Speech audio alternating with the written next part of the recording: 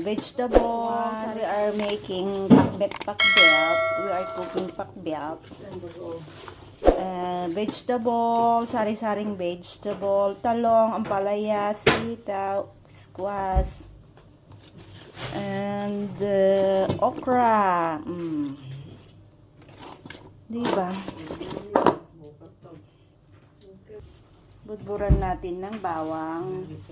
Sibuyas, kamatis. Ilocano version po ito. So, ganito ang pakbet. Kamatis.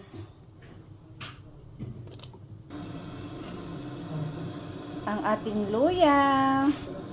Of course, ang secret recipe ay bagoong.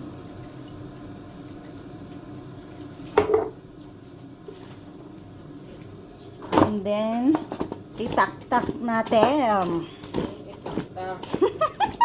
Itak-tak. Ganun. Tak-tak natin ganyan. Nakita mo sa akin yung lulutuin mo.